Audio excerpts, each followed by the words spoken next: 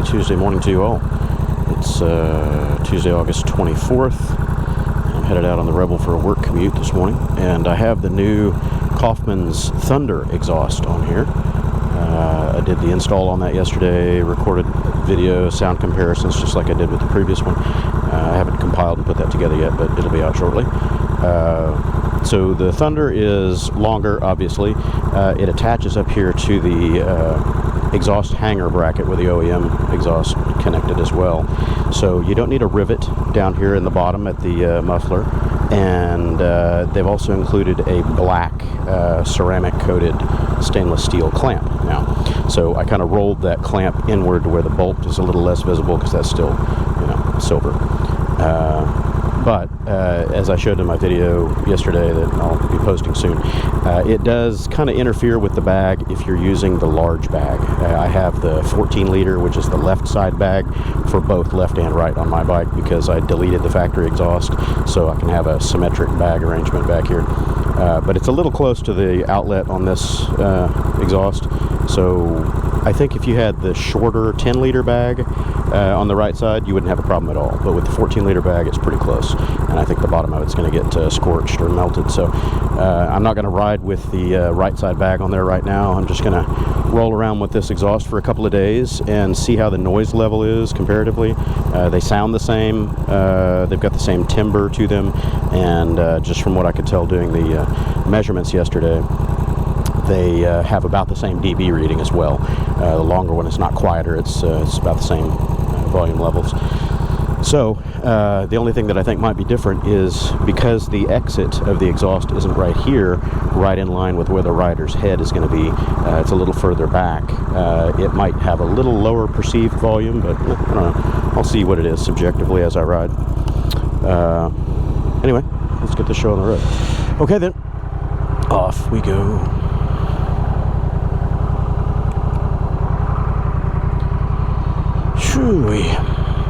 It is humid this morning.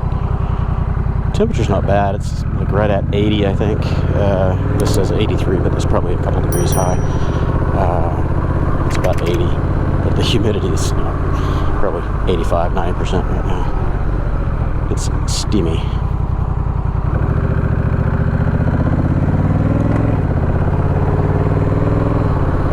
We're headed for a high today of right around 100. With heat indexes, they said I think 105, 107, somewhere in that ballpark. I'm going to go this way and avoid the school zones. So it sounds the same to me. I am already noticing a little bit of a difference in the volume level at the helmet here. So it might be a little quieter, as far as perceived volume, because it's further behind my head.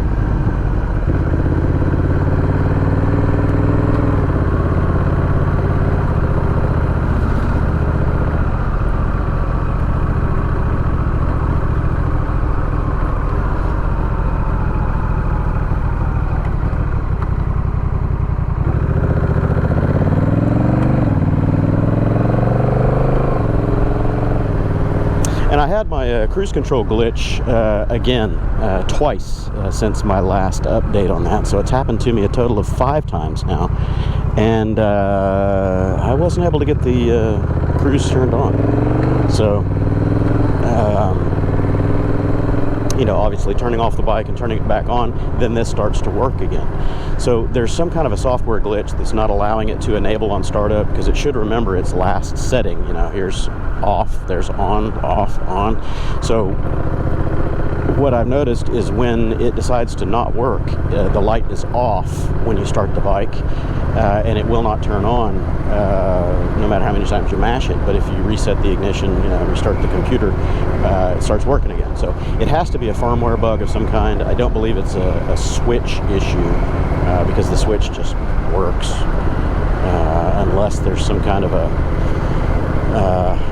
the electronic term is float or bounce in the switch that it's detecting right at startup, where it's on off, on off, on off, on off real rapid, and the computer decides to disable it or something. Maybe, I don't know. It's possible.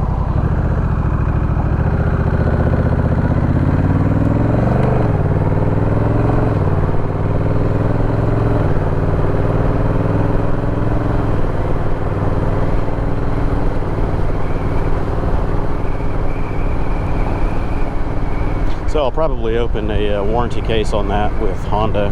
I'm not real excited about being without the bike for a few days, I'm sure, which is what will happen. They're going to want to diagnose it and all that, so who knows. But if there's a fix for it, I would like to do that before my fall touring starts, because if it happens to me on the road, it's very much going to annoy me. It's not a showstopper. Being able to just pull off the road, turn off the ignition, restart the bike, fixes it, but still, if I'm in the middle of the highway somewhere and I don't want to pull off the side of the highway to stop and kill the bike, it's going to be a serious inconvenience. So anyway, I don't know. Other than that, I have no real complaints about the Rebel, other than the ones that I've voiced in the past, which is the rear suspension is not very good. I've adjusted that spring preload in the back, and I have it at a 7 right now, which works pretty well for my 170 pounds. I cranked up the front preload. I think it was 3/4 of a turn, and yeah, it seems to work okay. I'll be replacing the shocks eventually with something better from Burley, or there's 2 or 3 out there, but the one I'm really looking for is Olin's, so we'll see how that goes. Still need to get some kind of a decent windscreen for touring. I found one that I mentioned a few days ago. Haven't posted that vlog yet. I believe it was an Asahi. It could have been another one, but, or a Daytona or something like that, but it was through WeBike in Japan, and it's a smaller batwing than the factory batwing, but it's all plexi or Lexan or whatever, and it's smoke, kind of this color. The only thing that I don't like about it is the headlight cutout is kind of squarish instead of round. Kind of odd. I don't know why they would have a square relief for a round headlight. Yeah, other than that, I think this thing's going to be fine for cruising, touring. Better rear suspension would be a huge benefit for long tours, but I think I can live with it as it is. And when I put more weight on the back of it, I may need to adjust that preload a notch or two. We'll see. Other than that, it's been a great bike so far. I don't have any real complaints about it. Just a couple of little quirks and niggles that can be fixed. Other than that, I think it's going to be a decent mid-range touring machine. I wouldn't call it a long-range tourer. I mean, I can press anything into duty for crazy trips that I do, that's for sure, but it's not going to be anywhere comparable to a big full-dress Harley or Goldwing or anything like that, of course. It just doesn't have that type of ergonomics and wind protection to it. The wind protection is really these lights. The wind protection is really the issue for long distance touring, because the seating position on the Rebel, your legs are splayed out like this. It's hard for me anyway to tuck my knees in toward the tank. It's a abnormal position because my feet are out wider than that. So my knees are cocked in, but my feet are still out. Probably can't see that. Anyway. So it kind of puts your legs and your knees and your crotch out there in the wind, and it's splaying your legs open at 70 plus miles an hour, when you're out there on the freeway. And then couple that with the fact that there's no forward protection of any kind, so you feel like a flying squirrel in the air. Flying squirrel in a wind tunnel. And that's okay for short jaunts, but when you're doing that for hours at a time, it's a real fatigue issue. So I think something like a small batwing, a truncated batwing, and when I say that, I mean, a fairly low rise, maybe about right here, and just a little more width, will do a very good job of breaking up the airflow around the rider. I think I mentioned before that I did get a universal airflow for this. I think it's the AF214 or whatever they call it. The only drawbacks about that one is, one, it's not bike specific, so I got to figure out a way to clamp it to the fork tubes. I really don't want to do that. Two, it's clear, kind of frosted clear, so it has almost like a white appearance to it instead of smoke to match the bike. It's just an aesthetics thing. But those GV airflow windscreens are fantastic because you've got the airfoil part that you can raise or lower on the front of it. It's just got two lock levers and raise it up or push it down however you want. Great, absolutely great screens. I've got one of those on my Silverwing 600, and that thing has given me 35,000 very comfortable touring miles, I'll tell you that.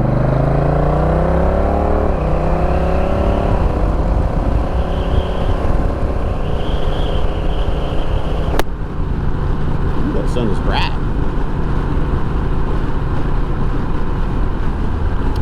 Highway, she is clogged. So I don't know where the first road trip moto camping destination is going to be for the Rebel. I think I'm probably going to do the Natchez Trace again. I really enjoyed that on the Super Cub on my way up to Maine for the Cannonball. So it's not too far away. It's far, not that bad, 800 miles or whatever. So I'll see if I can squeeze that in this fall. Toss my camping gear on the back of this thing and head out for maybe a 4-day weekend or something like that. It'll take me, better part of the day just to get to the beginning of the trace, and then ride halfway up it, whatever, find a camping spot, and then spend another day or two out there and head on back.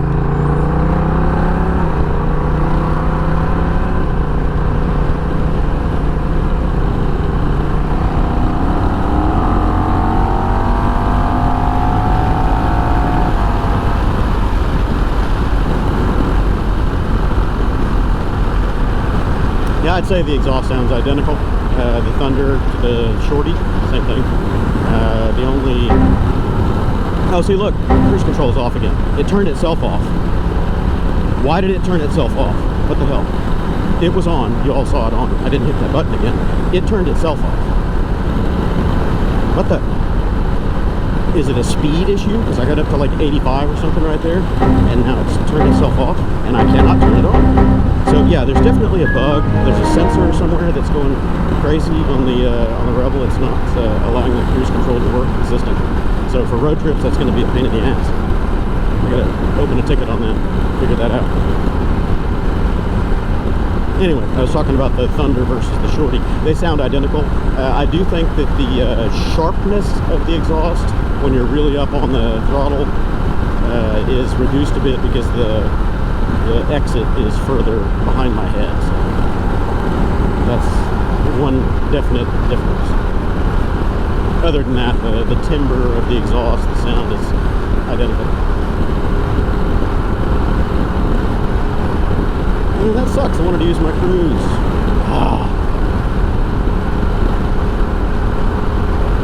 I'll have to go back on my footage and see where the cruise control disengaged itself. If I caught it on camera, I don't know. I'm looking at the road. The camera might have caught it out of the periphery. That sucks. Yeah, it's going to be a warranty issue.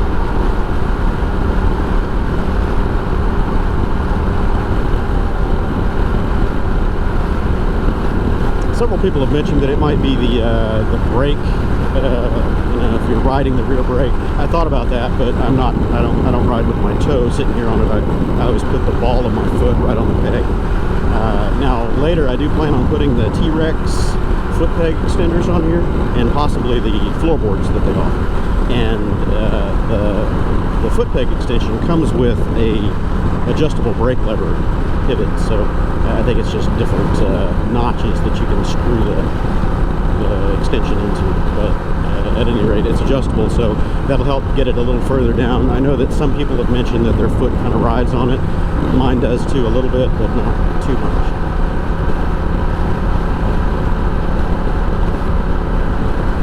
I think T-Rex mentioned in one of their comments to somebody, I can't remember where it was, I think it was on the Facebook site, that Rebel 1100 product should be arriving sometime in October, mid-October. So just to have another 6 or 8 weeks, 6 or 7 weeks, I guess. I do plan on getting those items to install on here, test them out. I'll review them on the channel, and if they work for me, I'll let you know. If they don't, I'll let you know.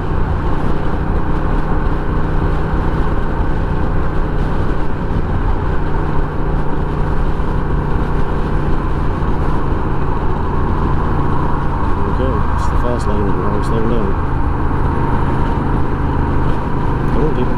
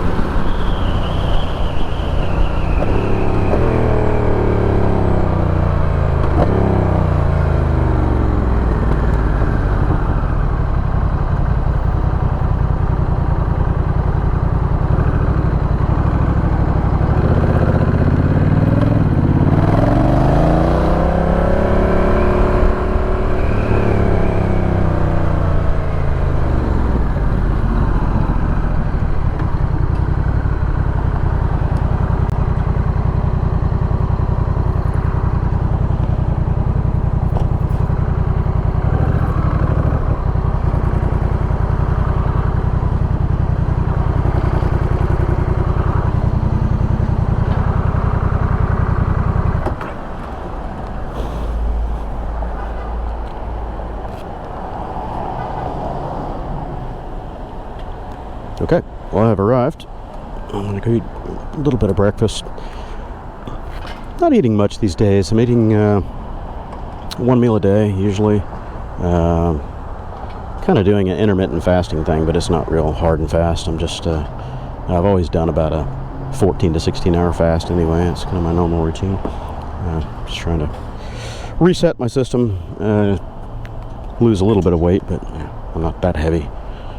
160. I'd like to get back down to around 145, 150, but we'll see. Anywho, it's breakfast time. I'm hungry. Kinda. A little bit. Probably just coffee and a breakfast taco.